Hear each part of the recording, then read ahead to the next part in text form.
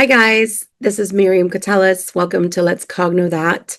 So, I wanted to share with you a story about connecting with your guides and give you a couple of examples of how I've received messages from my guides.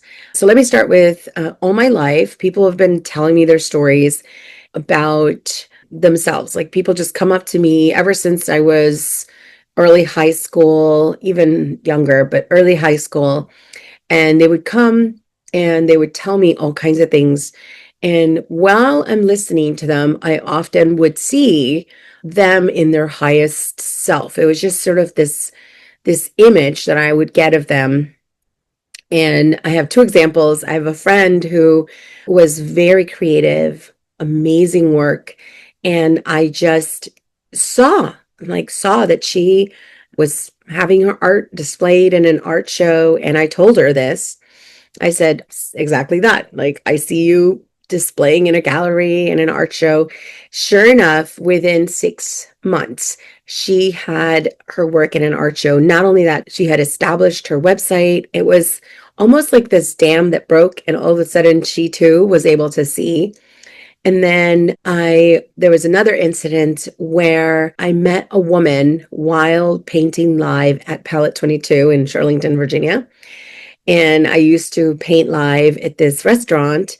And this woman comes to talk to me and she starts telling me all about the issues she's dealing with at the moment. And she told me that her grandma had passed, and this was someone that she really connected to. And then she was explaining how she was having a hard time finding the right partner for her life. And all of a sudden, I had this very strong feeling that grandma was there. And I just told her, your grandmas are all around you all the time. You can talk to her.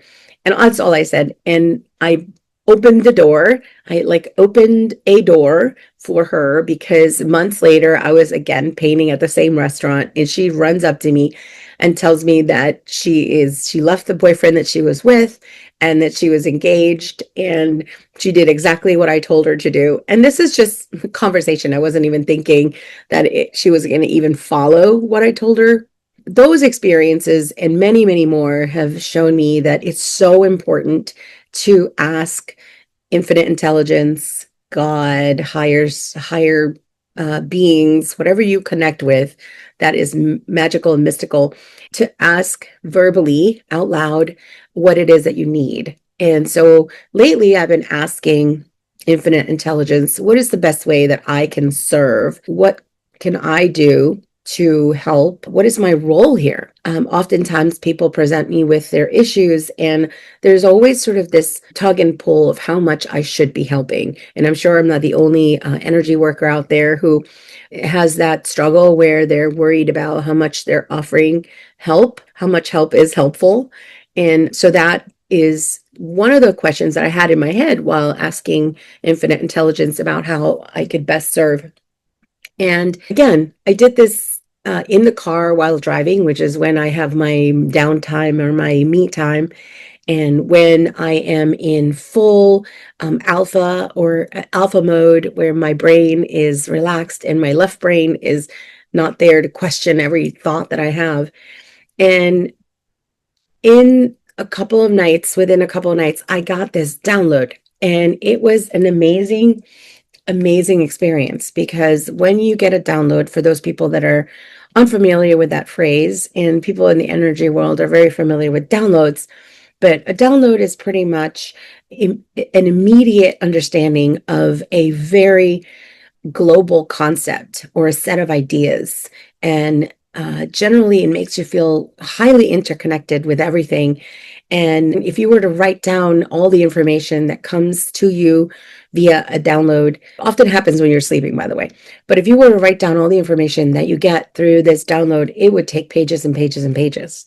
So I got a download during one of my sleeps, and this is not unusual for me. I get a lot of downloads during my sleep.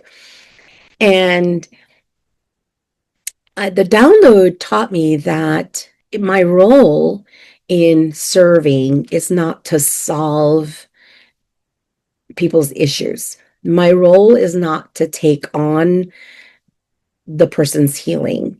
My role is to create a magical space, to hold that space, to listen, maybe help you plan alongside you, but I don't have to put it together for you. Well, and then I was given this image, which I think is very symbolic. I was giving the image of leading a horse to water. So my role as an energy healer is not to heal, it is to lead horse to water. Interestingly, all my life I've had dreams about water, about rivers and pools and all types of interactions with water. The message again that I got was that all I have to do is lead people to water, meaning a small gesture. I don't have to save you because that is not ultimately my job. My job is not to save others. My job is to, again, a small gesture. It could be a conversation like the one I just mentioned. My job could be just listening, again, holding space. It could be as small as a smile or an acknowledgement that the person before you exists and matters, simply saying hi. And doing these simple things, you are building a bridge for that person, a bridge that speaks and says it's possible. It's an entry point to the next level of healing for that person. So it's not an unimportant role at all. It's actually incredibly important because it honors the person's ability to save themselves. So, and that is something that I believe in very, very strongly, that it is not my role to save others. It is your role to save yourself. And my role is simply to give you a little boost. It's simply to sort of open up the space of possibilities for you to save yourself. I was also made to understand that in doing so, my own belief in magic would increase and shift. So as all energy healers, we all have our own things that we're working on. And by far, I'm not perfect. And so that answered another question that I've been having for Infinite Intelligence, which is how can I help others when I myself am imperfect and don't have all the answers? And I was made to understand that in doing so and in seeing what that little thing that I did for that person does for them, that in that witnessing of that magic, I myself am going to shift and increase in my own belief. So if you have any questions for your guides, your ancestors, or even your higher self, I would suggest verbally doing it, like speaking it out loud. I would suggest doing it when you're alone somewhere, and preferably when you are in a space that feels calm and neutral to you, and so your nervous system is relaxed. The second part to that is to trust the energy that comes from that wonderful place that you put yourself in. Just trust the energy, trust the message, and go with it and see where it takes you. So that's it. Thank you so much for listening to me. As you all know, I am a Cogno Movement practitioner, and I'm